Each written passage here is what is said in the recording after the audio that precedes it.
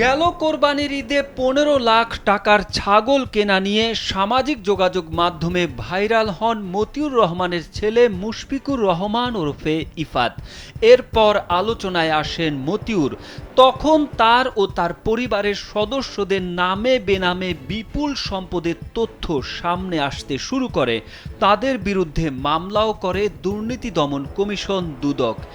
এরপর ১৫ জানুয়ারি সকালে রাজধানীর বসুন্ধরা এলাকা থেকে মতিউর ও তার প্রথম স্ত্রীর সাবেক উপজেলা চেয়ারম্যান লায়লা কানিসকে গ্রেপ্তার করে পুলিশ। গ্রেপ্তারের পর বুধবার ঢাকার চিফ মেট্রোপলিটন ম্যাজিস্ট্রেট আদালতে তোলা হয় মতিউর রহমানকে। এ সময় নিজের পরিবারের কেউ দুর্নীতিবাজ নন বলে আদালতে দাবি করেন জাতীয় রাজস্ব বোর্ড এনবিআর এর সাবেক সদস্য মতিউর রহমান। তিনি বলেন, ছাগল কাণ্ড আমার জীবনের জন্য অভিশাপ। বিকেলে মতিউরকে রাখা হয় আদালতের হাজতখানায়। ২৫ মিনিট পর তাকে হাতকড়া পরিয়ে তোলা হয় এজলাস কক্ষের কাঠগড়ায়।